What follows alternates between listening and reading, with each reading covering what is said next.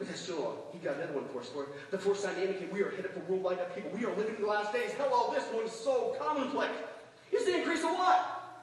Wars. Well, let's take a look at the text again. Remember, go back to Matthew 24, verse 3, 6, and 7 this time, as Jesus was sitting on the Mount of Olives. The disciples came to him privately, asking the question we've got to be asking ourselves now, folks. They said, tell us, when will this happen? What will be the sign of your coming and the end of the age? He said this, here it is, folks. You're going to hear wars and rumors of wars. Get this, nation is going to rise against nation, and kingdom is going to rise against kingdom. One last time, folks, the scoffer, you know what they're going to do. They're going to take a look at this passage, and what are they going to say? Wars, what's the other word? S'mores, you got, I'll give you a good one. Wars, come on, take a history class, right, again? Okay? We've always had wars. Give me a break. There's nothing significant about that stat at all. Are you kidding me? People, we've not had wars like we've seen in the last century alone. It's the first time in man's history they've escalated to this point. In the last century alone, folks, we've seen nothing short of an explosion. Not just wars, worldwide wars.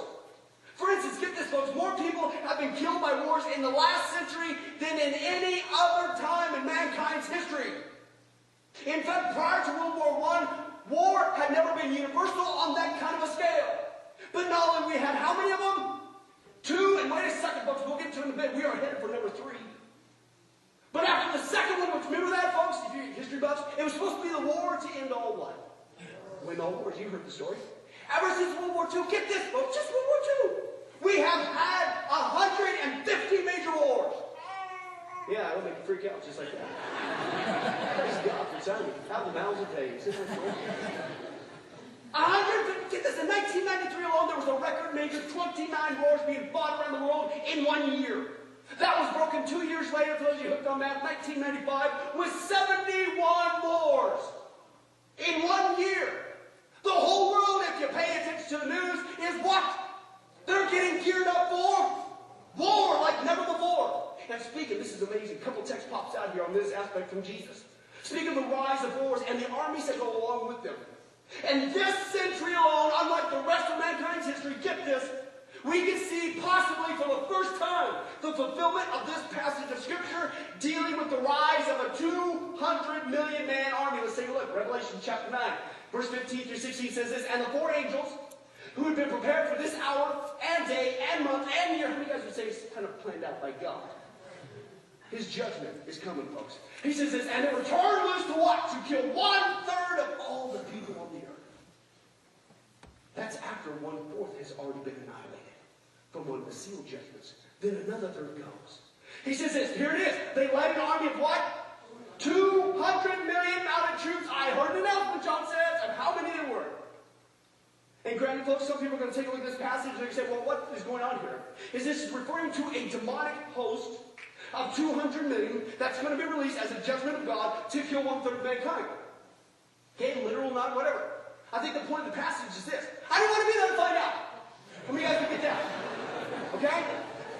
But even if it is physical people, get this. With the explosion of the world population, can you guess who's already gone on record as stating we've got 200 million men in our army if we call them the reserves? China, we got it. That's never happened before. And that's so, get this, folks, we have to live in the days alone, when for the first time we might see the fulfillment of this passage of Scripture concerning the disintegration of human flesh while they're still standing on the bone. Let's take a look at this from Zechariah.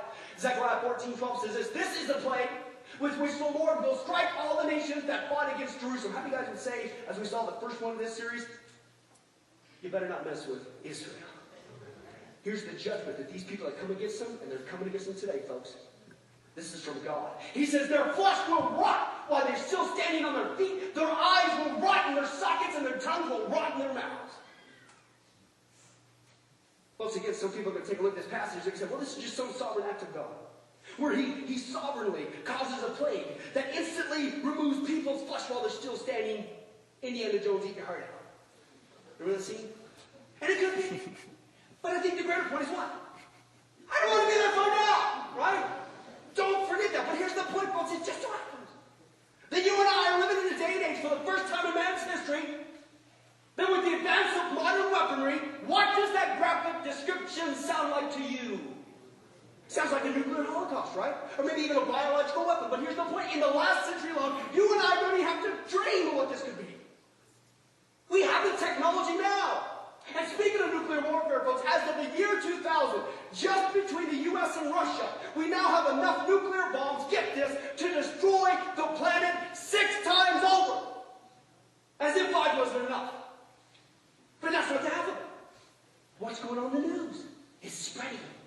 Even now, what's going on? Folks, turn on the news.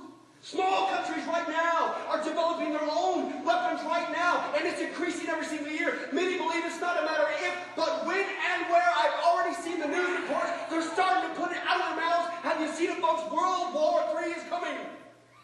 And after that, nobody knows what's going to happen, but I would say we are headed for World War III. We're headed for the return of Christ. Why? Because he said in the last days, right before I come, you're going to see an increase of wars like never before.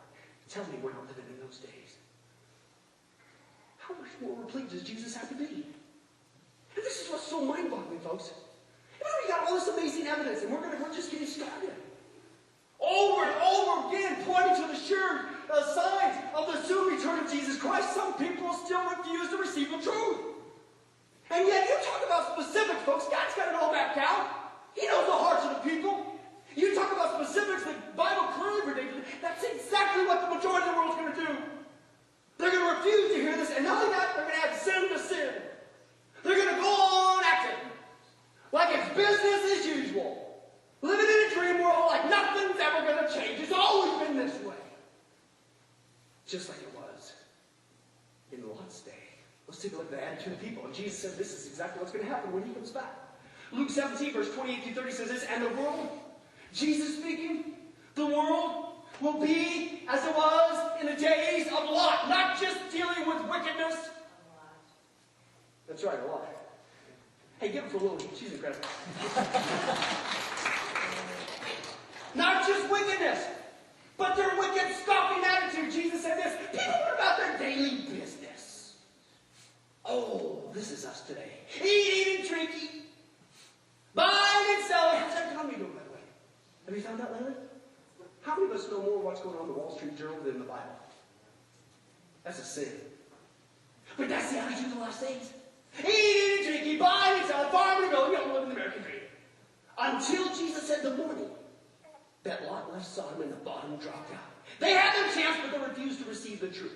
And then fire and burning sulfur rained down from heaven and destroyed them all. Jesus said, yes, it will be business as usual, right up to the hour when the Son of Man comes.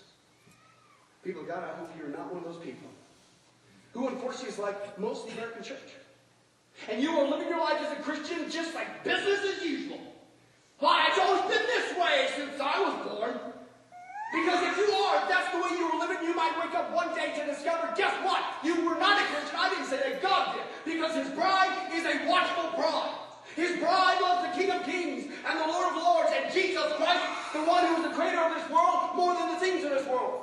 That's what he said. And if you refuse to do that, maybe one day you're going to wake up and you're going to be headed for the ultimate destruction you got left behind. But guess what, folks? It doesn't have to be that way. God is not slow in keeping his promise. He's waiting. Today, he's giving you an opportunity to respond. He does not want people to perish. He loves you and I. He's given us the sign amongst many of worldwide upheaval to show us the tribulation is near and Christ's second coming is rapidly approaching. And that's exactly what Jesus said in Luke 21:20. When these things, Christian, begin to take place. When they begin to take place, that's now. Stand up. Lift up your head because your redemption is drawing near. People of God, sorry to upset your cart, but deal with it. We are headed for the final countdown. And if you're a Christian here today, you've got to get busy living for Jesus. If you're not a Christian, then please, I beg you, like Lot did to the people of his day. It's coming. You cannot live like business as usual. He's coming back. The point is this, folks, whether you're a Christian or not a Christian, you better make sure that you're ready, like this video shows.